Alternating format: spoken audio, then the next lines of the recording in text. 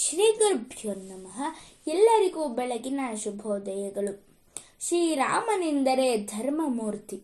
ರಾಮೋ ವಿಗ್ರಹವಾನ್ ಧರ್ಮ ಸಾಧು ಸಂತ ಪರಾಕ್ರಮ ರಾಜ ಸರ್ವಸ್ಯ ಲೋಕಸ್ಯ ದೇವಾನಾಮಿವ ವಾಸವಃ. ಮಾರೀಚನು ರಾವಣೇಶ್ವರನಿಗೆ ಹೇಳಿದ ಅಣಿಮುತ್ತಿನಂಥ ಮಾತುಗಳಿವು. ರಾವಣನೇ, ಶ್ರೀರಾಮನೆಂದರೆ ಧರ್ಮದ ಸಾಕಾರ ಮೂರ್ತಿ. ಶ್ರೀರಾಮನು ಸಾಧುವು, ಸತ್ಯಸಂಧನು, ಪರಾಕ್ರಮಶಾಲಿಯೂ ಆಗಿರುತ್ತಾನೆ. ದೇವತೆಗಳಿಗೆಲ್ಲ ದೇವೇಂದ್ರನು ರಾಜನಾಗಿರುವಂತೆ ಶ್ರೀರಾಮನು ಸಕಲ ಮಾನವರಿಗೆ ಸಮರ್ಥನಾದ ರಾಜನಾಗಿರುತ್ತಾನೆ. ಸೀತಾದೇವಿಯು ಮುಂದೆ ಬಂಗಾರದ ಜಿಂಕೆಯಾಗಿ ತೋರಿಕೊಂಡು ಶ್ರೀರಾಮನಿಗೆ ಮೋಸ ಮಾಡು ಎಂದು ರಾವಣೇಶ್ವರನು ಮಾರೀಚನಿಗೆ ಹೇಳುತ್ತಾನೆ. ಆಗ ಮಾರೀಚನು, ಈ ಕೆಲಸಕ್ಕೆ ಕೈ ಹಾಕಬೇಡ, ಶ್ರೀರಾಮನಿಗೆ ದ್ರೋಹವನ್ನು ಮಾಡುವುದು ಖಂಡಿತ ಬೇಡ ಎಂದು ರಾವಣೇಶ್ವರನಿಗೆ ನಾನಾ ರೀತಿಯಿಂದ ಉಪದೇಶಿಸುತ್ತಾನೆ. ಏಕೆಂದರೆ ಶ್ರೀರಾಮನೆಂದರೆ ರಾಮೋ ವಿಗ್ರಹವಾನ್ ಧರ್ಮದ ಸಾಕಾರ ಮೂರ್ತಿಯೇ.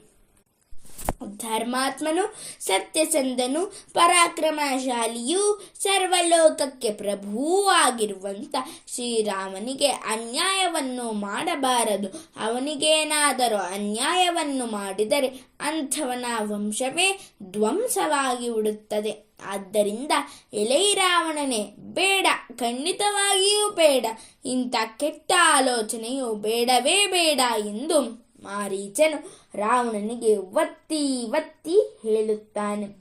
ಜೀವಿತಂ ಚ ಸುಖಂ ಚೈವ ರಾಜ್ಯಂ ಚೈವ ಸುದುರ್ಲಭಂ ಯಥೀಚ್ಛಸಿ ಚಿರಂ ಭೋಕ್ತುಂ ಮಾಂ ಕೃತಾ ರಾಮ ವಿಪ್ರಿಯಂ.